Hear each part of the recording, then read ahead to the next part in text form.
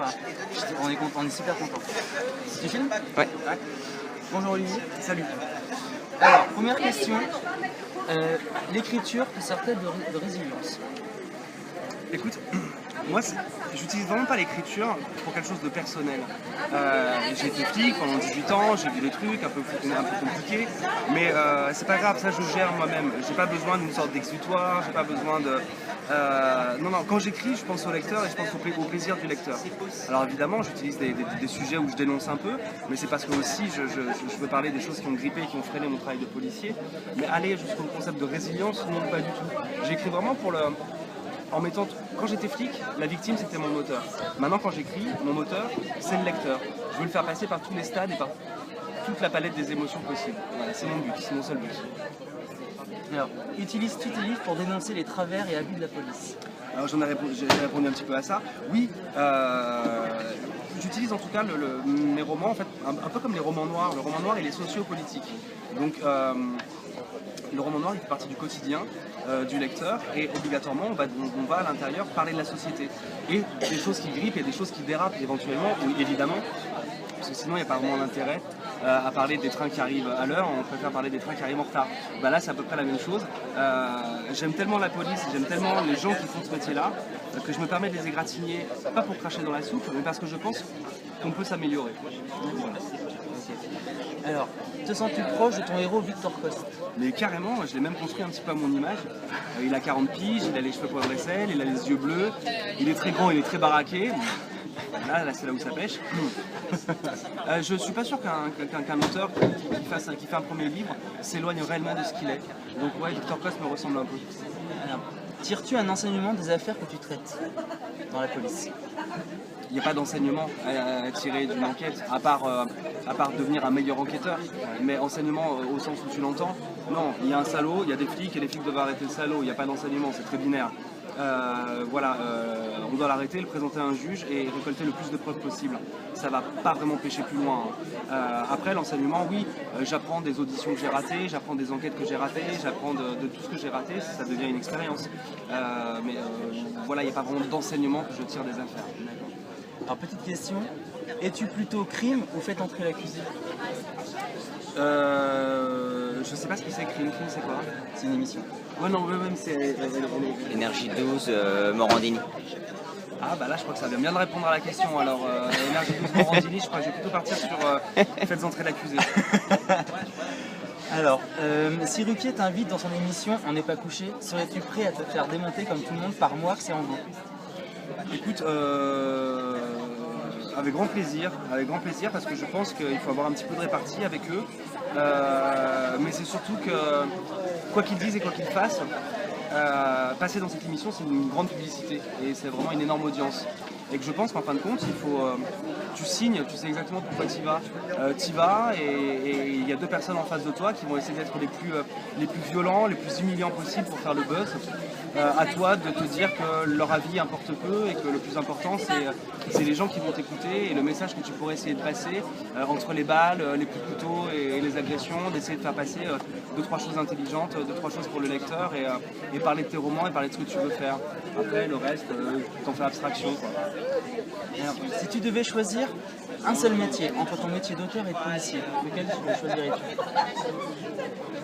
C'est compliqué parce que c'est mon métier de policier qui fait que je suis auteur maintenant et que sans celui-là, j'aurais pas eu les histoires que j'ai racontées dans mes 3 premiers romans. C'est grâce à ce métier-là aussi que je suis allé dans le camp de réfugiés de la jungle de Calais. Ce métier m'a ouvert toutes les portes. Mais maintenant, actuellement, si je devais choisir, c'est vrai que le métier d'auteur, il est quand même plus calme, moins stressant. Ça fait 6 ans que j'écris, ça fait 6 ans que je ne me suis pas fait casser la gueule, 6 ans que je ne me suis pas battu, 6 ans que je ne me suis pas fait cracher dessus, 6 ans que je n'ai pas été insulté. Donc c'est vrai que pour l'instant, je peux faire le métier d'auteur. D'accord. Alors, tes supérieurs n'ont pas toujours été favorables à la publication de tes livres. Qu'en pensent tes collègues? C'est pas qu'ils n'ont pas été favorables, c'est qu'ils sont toujours inquiets quand un policier écrit sur son métier, parce qu'ils ont toujours peur qu'on puisse, comme je disais tout à l'heure, cracher dans la soupe ou caricaturer. Voilà. Et moi je caricature pas quand je parle d'un personnage ou quand je parle d'une situation, je donne vraiment une radiographie complète de ce dont je parle. Ce qui fait qu'il y a des héros comme il y a des salauds, il y a des bons flics comme des mauvais flics, il y a des délinquants sympathiques comme des délinquants crapules. Et comme ma réponse est un peu trop longue, j'ai déjà oublié ta question. C'est pas grave. Quel est ton roman préféré? En général ou des miens? En général. En général, tu peux pas me demander ça comme ça parce que c'est en fonction des époques. D'accord. Quand j'étais petit, c'était L'Histoire sans fin de Michael Ende. Quand j'étais adolescent, c'était L'Attrape-cœur de Salinger. Quand j'ai été jeune homme, c'était Les Racines du mal de Dantec. Et là, ces temps-ci, ça va être Enfermé de Jacques Sausset. Et des tiens? Des miens, celui qui m'a le plus remué, celui qui m'a le plus forcé à être honnête et dans mon écriture, c'est Entre deux mondes. Et celui qui m'a donné le plus plaisir à écrire, c'est Sur tension. D'accord. Au niveau des affaires que tu traites dans la police, que tu as traitées dans la police, t'en sers plus comme base pour tes thrillers? Toujours. Que ce soit mes affaires ou des affaires que des collègues à moi ont traitées, j'ai toujours une base réelle, réaliste, qui parle d'un fait divers qui a existé ou qui parle d'une opération qui a existé. C'est mon ciment, c'est ma base de départ. Il faut que le lecteur soit sûr que ce qu'il lit, c'est des choses qui sont arrivées. Et même si c'est pas arrivé, la manière dont on enquête et la manière dont je parle des choses, c'est exactement comme ça qu'on aurait bossé. Voilà. Je fais en sorte que ce soit des romans policiers purs et durs. Le polar, c'est démocratique. Si t'es psy, t'écris des polars de psy. Si t'es ethnologue, t'es Fred Vargas, t'écris des polars de Fred Vargas. Si t'es scientifique, t'écris des polars à la Franck Tilliez. Moi, je suis flic, donc j'écris des polars au plus proche de la réalité. Quelles sont pour vous les affaires les plus importantes sur lesquelles tu as travaillé? D'accord, voilà. Les plus importantes, c'est quand la victime attend de toi quelque chose. Donc toutes les affaires d'agression sexuelle, c'est des affaires qui m'ont vraiment beaucoup marqué, parce que vraiment la victime attend une justice. En fait, plus que ça, elle attend une vengeance. Mais la vengeance, elle n'est pas entre les mains des hommes. La vengeance, on a donné ça à une institution qu'on appelle la justice, et donc la justice venge pour l'homme. Et dans les agressions sexuelles, il y a un vrai besoin de justice. Donc ça, c'était les opérations qui m'ont le plus marqué. Et puis voilà, je pense que c'est celle qui m'a le plus marqué, ouais, vraiment. D'accord. Ton pire souvenir lors d'une dédicace?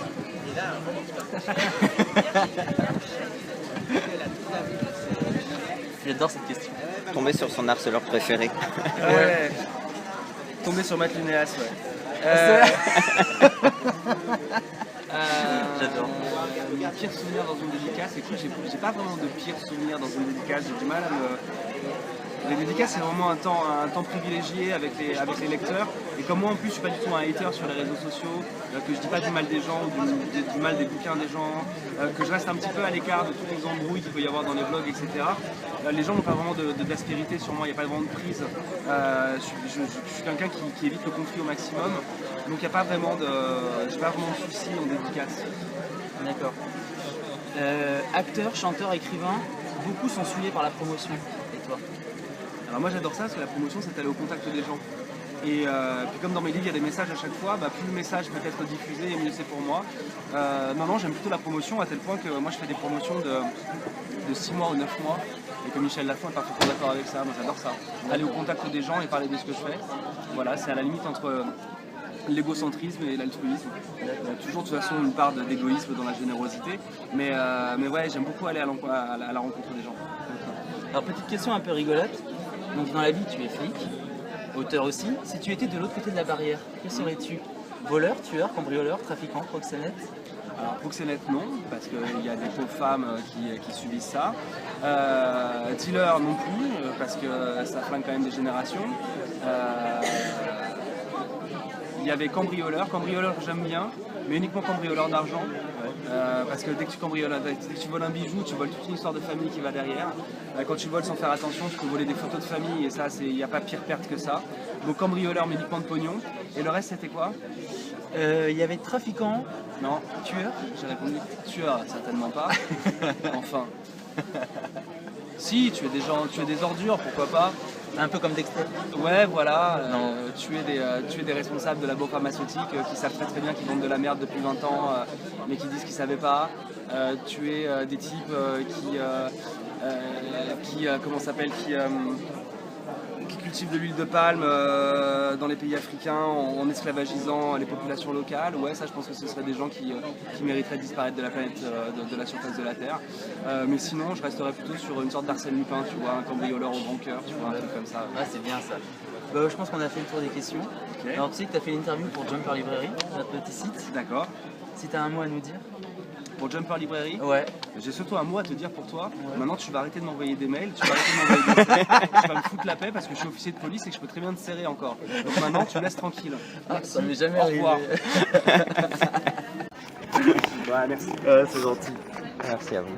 Ça va, les questions, elles étaient très bien. Bon, j'espère que le son va aller, que ce sera pas trop pourri. J'espère, hein. je vais enregistrer. Tu l'as doublé? Je l'ai doublé, ouais, on va voir ça. Bon, c'est cool. Merci beaucoup, les gars.